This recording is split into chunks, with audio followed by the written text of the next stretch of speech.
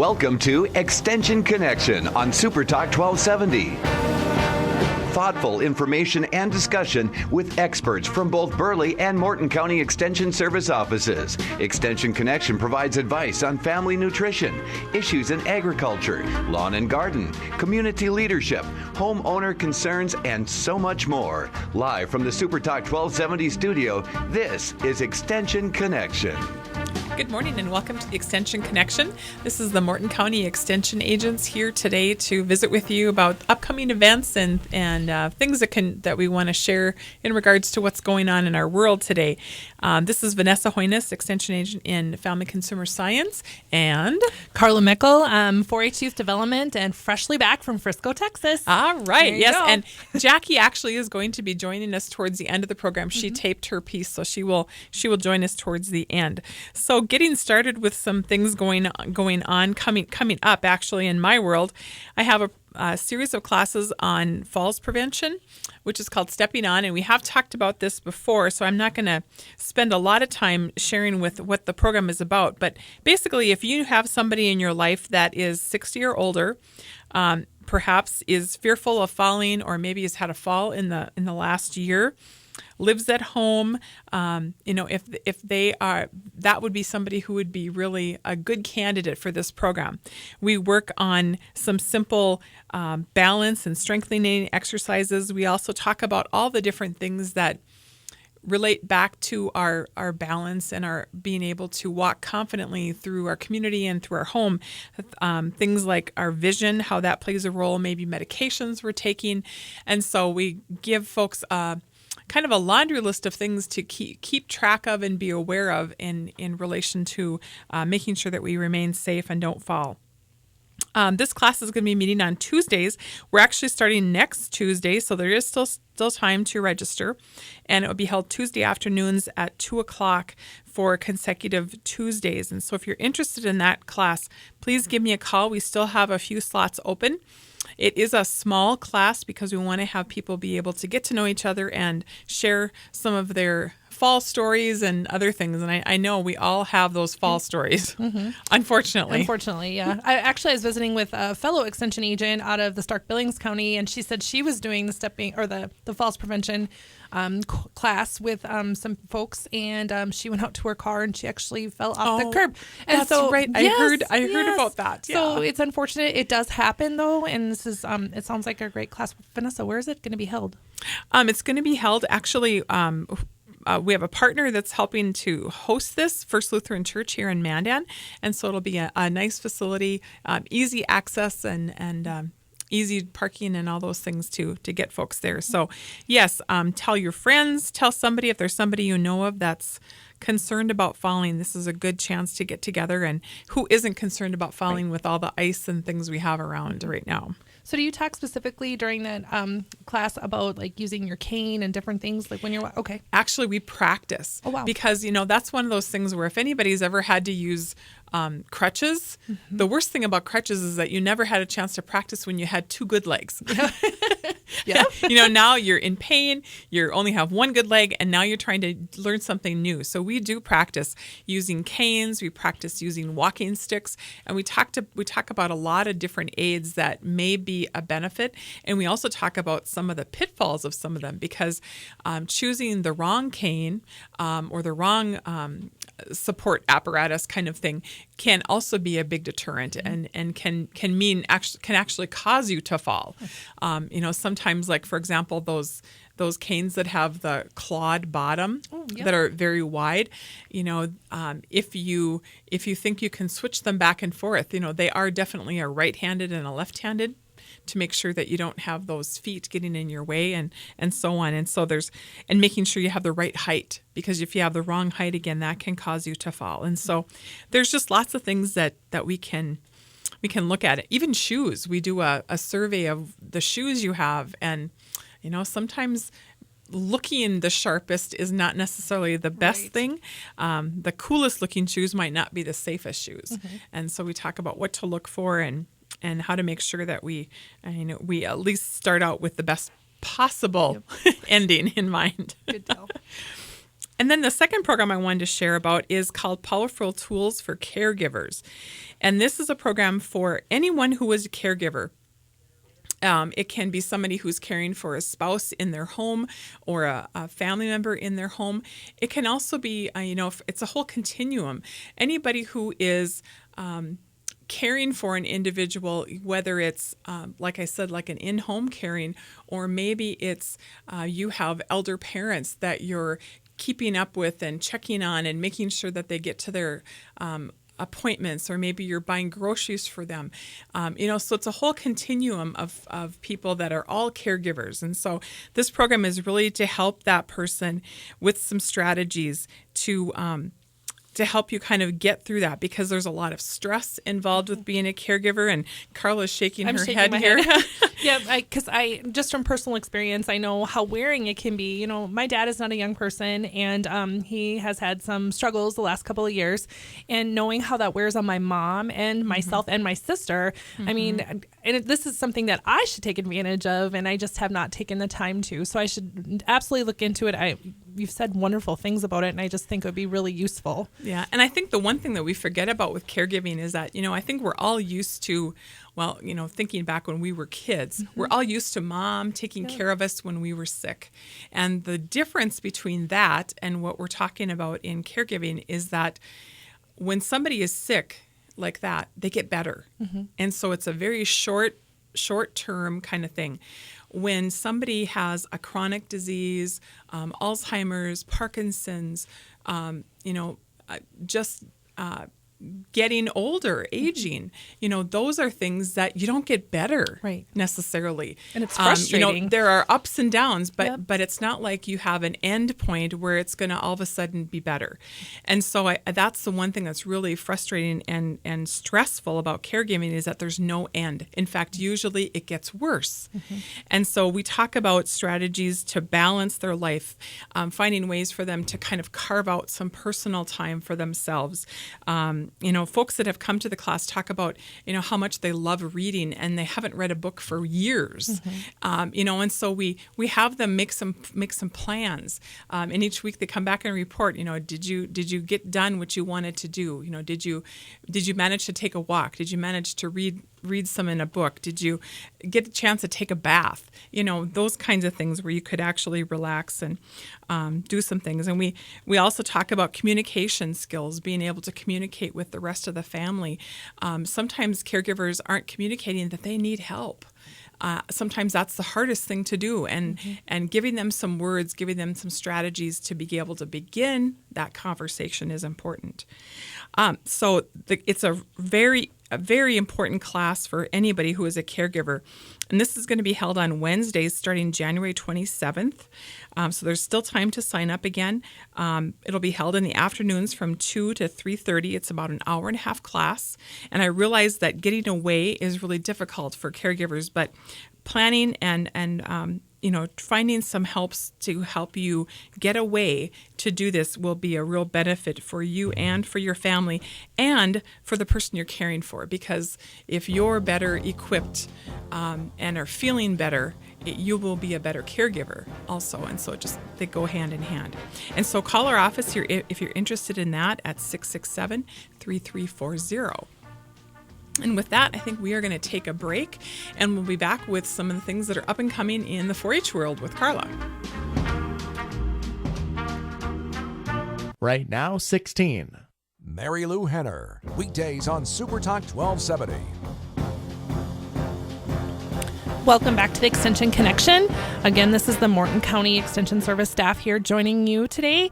And we are live in the studio at Vanessa Hoynes Family Consumer Science. And this is Carla Mickle, 4-H Youth Development. And I have a couple of things I guess I want to visit with everyone about. And that's a Winter Survival Kit app. Of course, this weekend, it sounds like it's going to be pretty cold. Yeah, so basketball games people are traveling to or whatever they're going to be doing. Yep, we have a big archery tournament here in town over in Bismarck on Saturday, and lots of folks traveling really all over the state, especially the long weekend too. So if you're traveling, a couple things to take a look at. NDSU actually has a Winter Survival Kit smartphone app. And really this can be as critical as a physical winter survival kit if you find yourself stuck or stranded in severe winter weather conditions. And the app actually will help you find your current location. It can call 911, notify your friends and family. It calculates how long you can run your engine to keep warm and stay safe from carbon monoxide poisoning. The app is available for free on Google Play and the iTunes app store. You can use the Winter Survival Kit app to store important phone and policy numbers for insurance or roadside assistance. You also can designate emergency contacts you want to alert when you become stranded.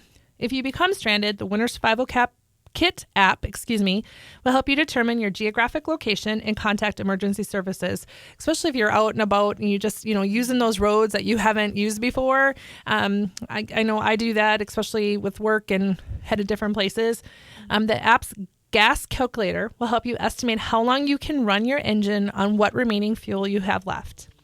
The Winter Survival Kit will alert you every 30 minutes to remind you to periodically turn off your engine and to check your exhaust pipe for snow buildup. These alerts are critical in helping you avoid deadly carbon monoxide poisoning. The Winter Survival Kit also provides NDSU Extension Service information on how to put together a physical winter survival kit and prepare your vehicle for winter driving, and how to stay safe when stranded in a winter storm. And again, this app was developed by the NDSU Extension Service and Myriad Devices, and it was funded through the USDA National Institute of Food and Agriculture Smith-Lever Special Needs Grant. And it's wonderful. I know I have it on my phone. I'm headed up to Stanley later today, and so it'll just be really nice to have, even though the weather's decent today, but you just never know. So a great tool to be able to use. Well, and I think it's always a good time whenever the weather is going to be dipping into the below zero, and it's always a good time to have a conversation with everybody in your family about, what do you need to have in your car. I think about teens especially. They're so used to just jumping in their vehicle and taking off. No hat, no no jacket, no mittens, no gloves, nothing. Right. They have a sweatshirt on. I'm fine. Whatever. But just remind them that when they are taking off to go somewhere else, they need to make sure that they have those things, even if they don't wear them. Yep. To have them anyway. Yep. Another really great thing, too, to have in your vehicle, I know this time of year is, I was putting in my winter survival gear into my car here last week before I headed south. And anyways, is water. If you have a couple bottles of water or some snacks, granola bars, little candy bars, anything like that can store for a while, put it in a Ziploc baggie, put it in your glove compartment, make sure you have something in there. Make sure you're not nibbling on that when you, of course, are just driving around town and going to work and stuff. Make sure you replace it. Exactly. Yep. But especially during the winter, it's so easy to have those things in there because they're not going to melt like they do in the summer, and all those things. So replenish those kinds of things and have them handy. And water is a great option too, like you were saying. And I think also if you are traveling someplace farther away, make sure that people, your friends, your family know what route you're taking, and if you decide to switch and change routes, make sure somebody knows that. So if it's someplace you normally go but you've gone a different way, make note of that. Yep. Yeah, it's no different than, I'm a big hunter, making sure you notify people where you're going and, what time they expect you back and that kind of thing. So just really be prepared. Overly prepared this time of year is better than not being prepared at all. So just a couple of things, too, with the Prepare Now for Winter Travel Safety. Some things that you should consider having with you as part of your winter travel kit. And this is recommendations from the Federal Emergency Management Agency. A blanket or sleeping bag. I know I put my big old quilt in the back that I've had forever. A shovel, windshield scraper. I should have used mine this morning. A battery powered or crank radio. A flashlight's pretty important. Water, non-perishable snacks like we talked about, candy bars, raisins, dried fruit, granola bars, different things. Extra warm clothes such as insulated coveralls, jacket, hat, gloves, socks, and boots. A tow chain or a rope. Tire chains, road salt, sand, or non-skid mats for traction if you get stuck. Fluorescent distress flag, a bright bandana tied to an antenna, of course, will work. Jumper booster cables are really good to have. Emergency flares or reflectors. A first aid kit, very important. 2 or more day supply of medications. It's nice to tuck those in your purse just in case, especially when you're traveling. A candle, coffee can, and matches stored in a waterproof container. And again, it's just really important to be prepared. You don't want to get out there and say, I wish I would have put this in my car, because then it's too late. And then you risk the chance of frostbite, hypothermia, and really death. So you want to be prepared. Absolutely. Yeah. I was thinking too, as you were listing those things, even having one of those mobile extra battery chargers for phones, having that charged up and with you, especially during this time of the year, because if your car isn't running, you can't charge your phone, and that might be your only way to connect with folks. Yeah, that's a really good one. So the last thing I have, I'm going to change kind of gears from winter safety, and just everybody this weekend as you're out and about driving around, just be careful, be cautious, and be prepared. And then I'm going to switch into just a little bit about some 4-H things coming up. We did start this past week, our livestock judging, crop judging, hippology, so our horse workouts, and archery. That all started here this past Monday. It was a pretty busy Monday for Morton County 4-H. And we have a really great crew. I know Jackie's had quite a few kids in livestock judging, and there's a few crop judgers out there. Hippology, we met Monday night, and we had a small group. Some folks couldn't make it, but I'm looking forward to working with those youngsters. There's 4 seniors and 4 juniors. And then archery, we keep growing. Every day we get some phone calls, and that really has taken off this year again. So if you're interested in any of those teams or working with them, the livestock, crop judging, hippology, or archery, I can recommend you call the office at 701-667-3340, and we'd be happy to visit with you about opportunities with those teams or opportunities in 4-H. We have a big archery tournament this coming weekend, and we had to close down registration yesterday. We're at 112. It's the biggest archery tournament we've ever had indoors. So looking forward to the weekend. It should be a good one if the weather holds. For those judging teams and archery teams, what's the age, Carla, that I need to have? Okay, livestock, you have to be 8 and older. Crop judging, same thing, because they have a junior and a senior group. Hippology, you have to be a minimum of age 8. And then archery, you have to be a minimum of age 8 as well. And for most of them, that is age 8 as of September 1st. We go with the 4-H year with your age. So if you turned 9 in December, we're still considering you as an 8-year-old in livestock, crop, and hippology and archery world. So in 4-H terms. In the 4-H world, 4-H world, yes. In 4-H world, you actually sometimes are younger than you are. And when you get older, you understand that's a good thing. Well, and I grew up in 4-H always saying that 4-H messed me up because I don't have a clue what age I am. Oh, there you go. And I know it's so funny when my kids used to fill out forms, they'd say, "Mom, how old am I again?" Well, yeah, because you have to think back to, okay, September 1st, I was really this age. And and if you need help, just call the office. We'll help figure out how old you are. Okay. Some other activities coming up. There's a horse judging clinic this weekend in Fargo at NDSU. We have a few folks going to that. Our office will be closed on Monday, of course, in observance of Martin Luther King Day. So if you try contacting us that day, we'll get back to you Tuesday. There's quite a few other events coming up. One of our favorites we're looking forward to is, of course, Agri International coming up the 9th and 10th of February, and Giving Hearts Day, which we'll talk about the next time we're on the radio. It's a great opportunity to give back to 4-H and invest in your local 4-Hers and your local FFA. We're partnering together again this year. So a lot of great events coming up here for 4-H. We have a full calendar, actually, something going on every month this year, and already plans into August, of course, for Morton County 4-H Achievement Days. So that's everything. And how fast the year goes. It just started, and we're talking about all kinds of stuff already later this year. So, but Vanessa, I know you had some more stuff to visit with us about. So Yes, I wanted to tell everybody, declare that 2016 is the International Year of the Pulses. Now, you're probably wondering what are pulses, or maybe when you hear of pulse, you probably think about the filling your wrist to find how many times your heart beats. This is a little bit a different kind of pulse. Pulse actually means porridge or thick soup. And so pulse, because of that, that name was given to things like chickpeas, split peas, lentils. In some parts of the world, included in that are also dry edible beans. But in North Dakota, we don't throw them all together. We talk about dry edible beans separate, and then our pulse crops are those lentils, chickpeas, and split peas. And North Dakota and Montana actually are ranking as the leading producers of these crops. So not only is it good to support the folks who produce those crops in our state, but also they're a really great nutritional source for us. Eating more pulse foods such as lentils can help us reduce the likelihood of obesity and also decrease our blood glucose for folks that are struggling with diabetes.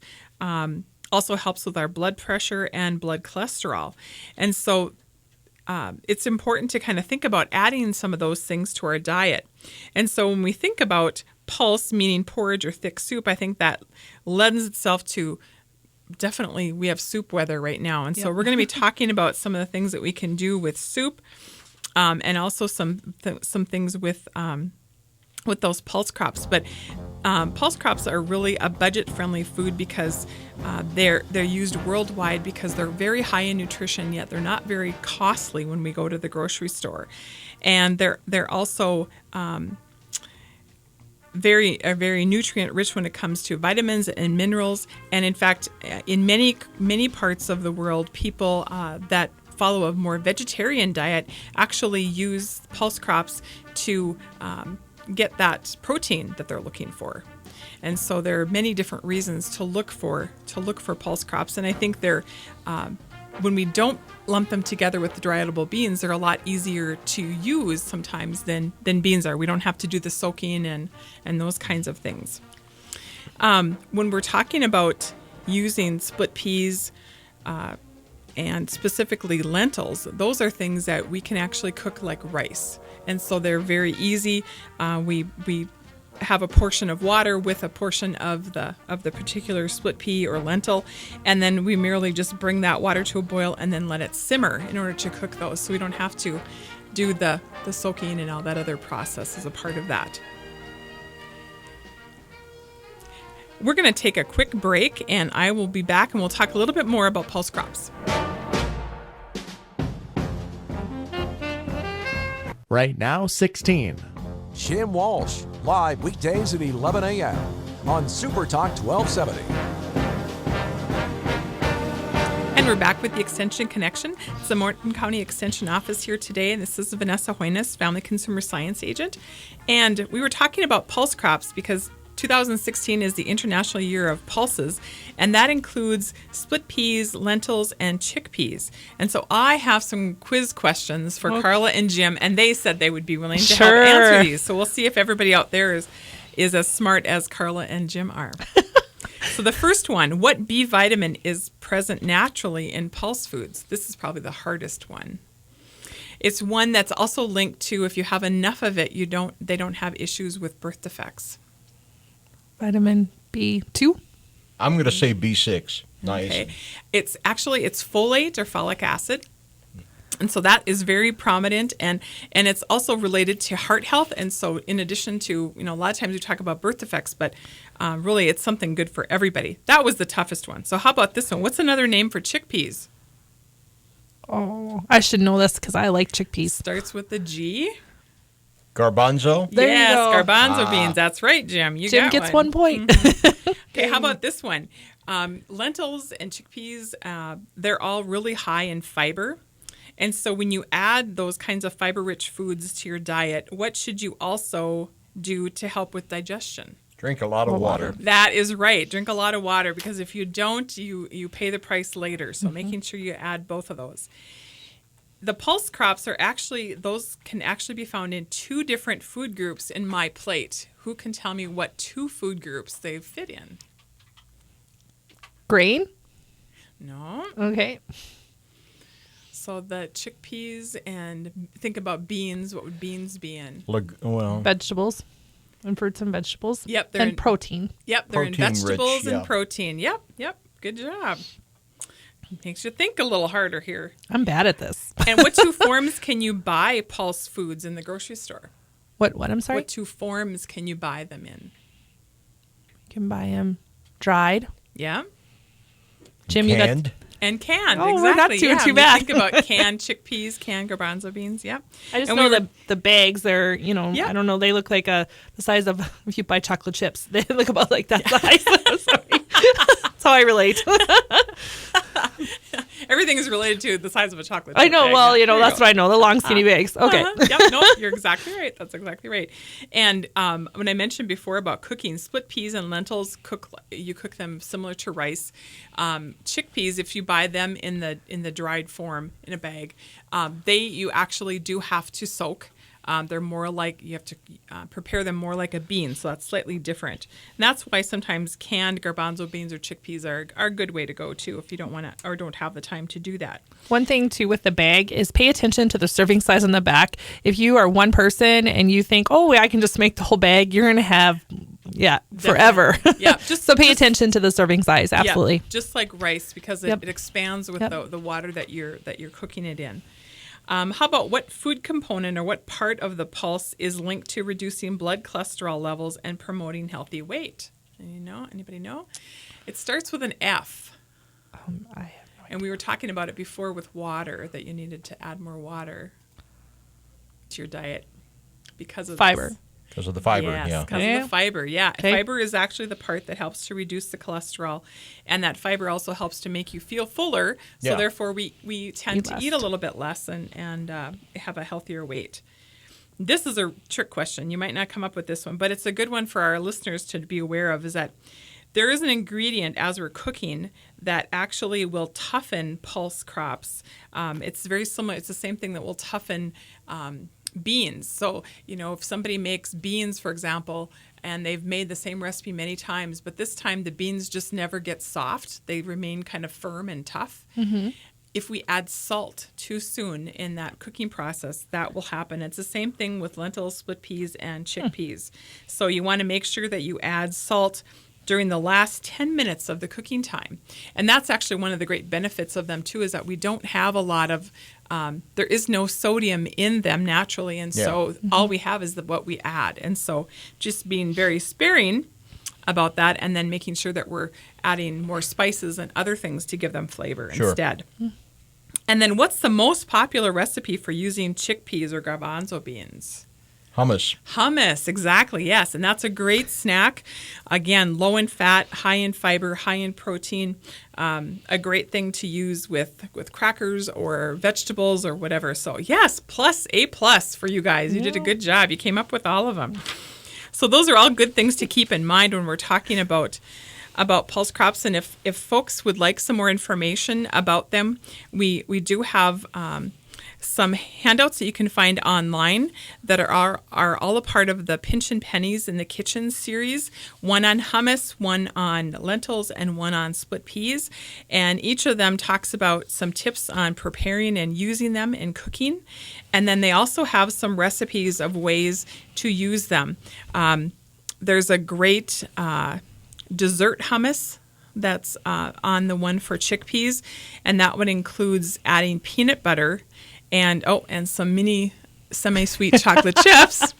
There you go. And so this can be, even though it has a little bit of sweetness, more of a dessert type of spread, it still is really high in nutrition. So another way to do that. There's also a savory hummus recipe and a way that you can roast chickpeas to make them kind of a crunchy snack too. I know we also have a recipe for hummus that has peanut butter and apples, which is also a really good, tasty one. And if you could see the pictures, folks, of what she's describing, it looks really good. So you should check it out, really, because I'm over here going, wow, that looks really good. And then we also have a handout on lentils, again, available online. This one has a baked lentil recipe, a lentil granola, and then also some lentil mini pizzas, which can be kind of a fun thing to do with your family if you'd like to. And then the split pea, I think split peas always get a bad rap because we always think about that thick soup, split pea soup. But there are so many ways to use split peas beyond that. And a lot of people like that soup, don't get me wrong. And I like split pea soup, but some people kind of turn their nose up to that. But there's what you can use split peas in salsa. They add not only some great flavor and texture and color, but also great nutrition.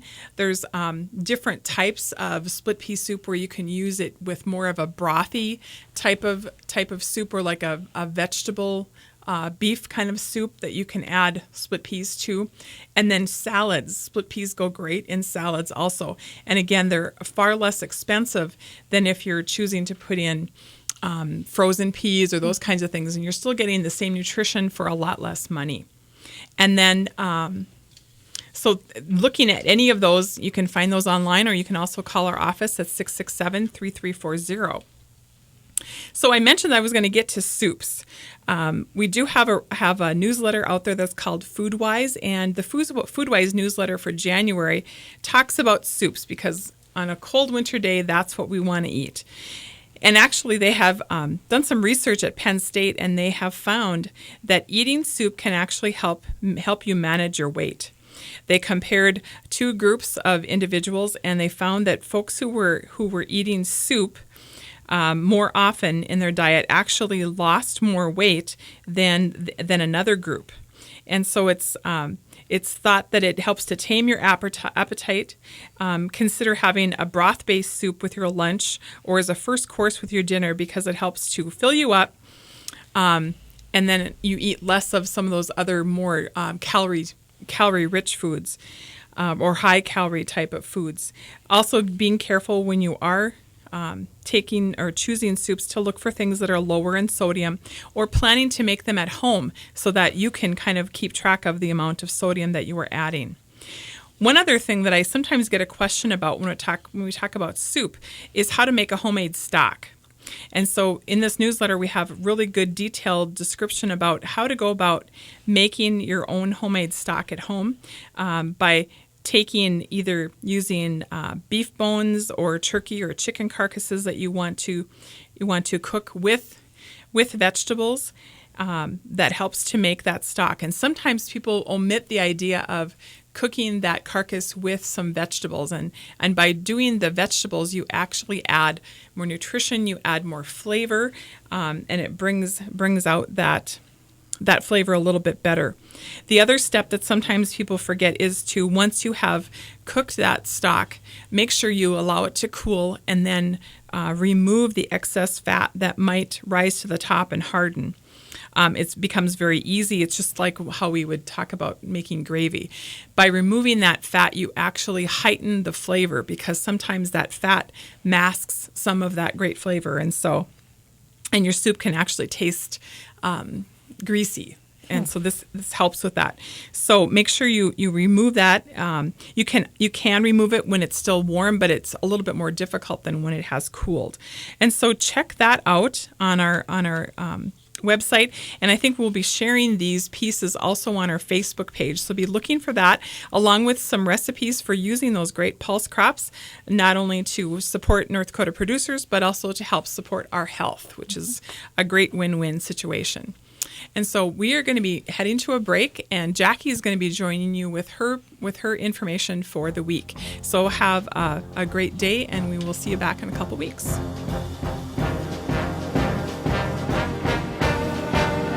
Right now, it's 21. Live news headlines and weather together. Weekdays on Super Talk 1270.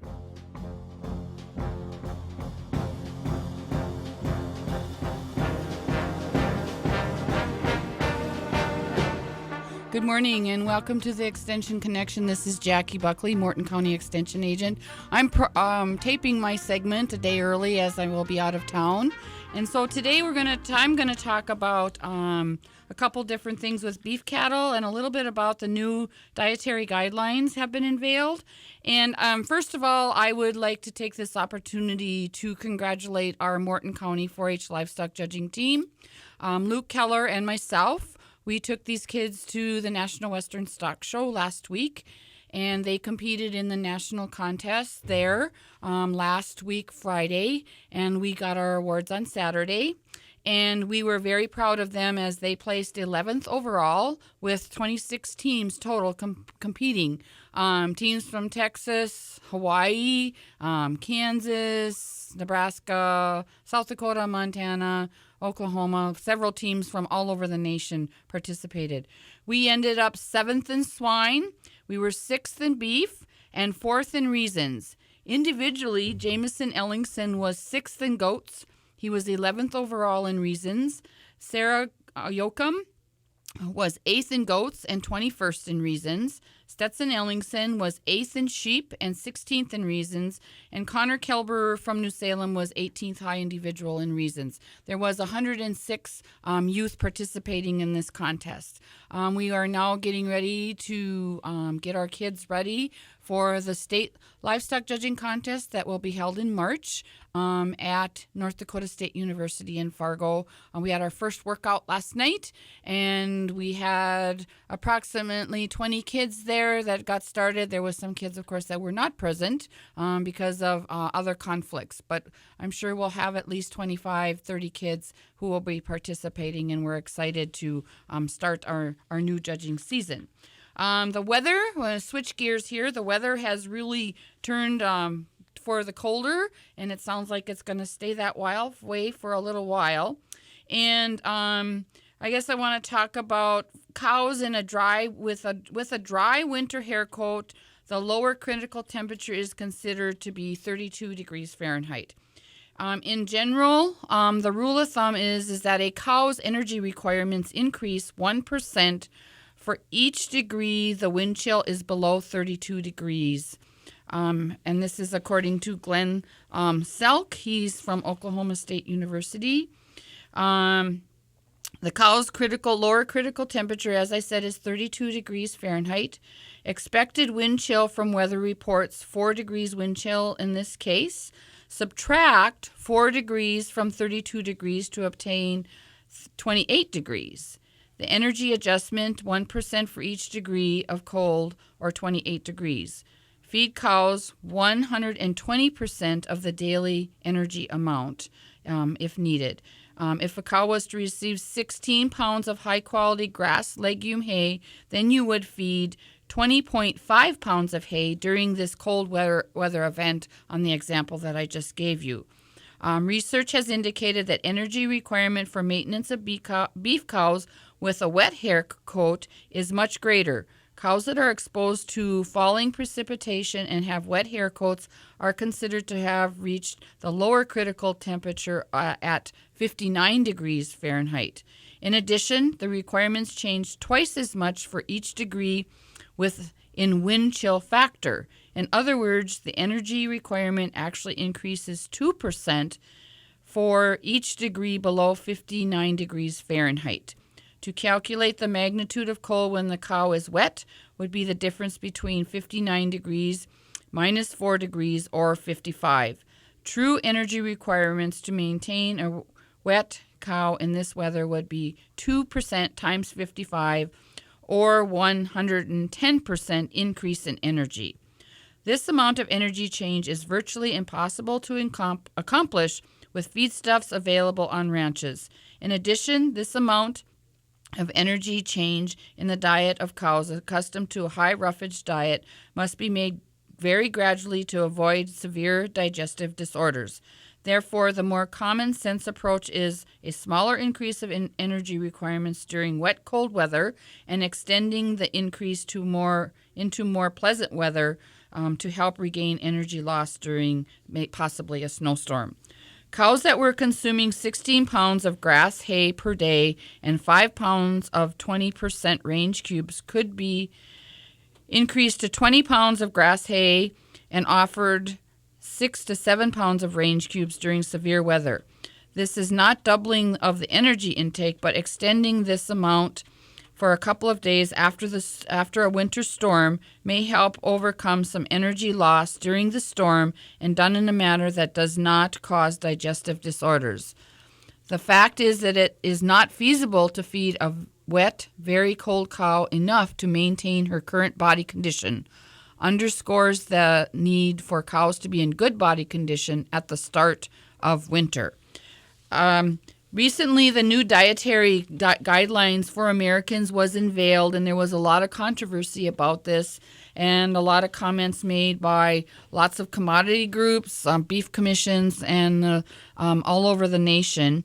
And there was more than 21,000 public comments and testimonials from 700 health professionals that the committee has finally unveiled its recommendations, which will include the following.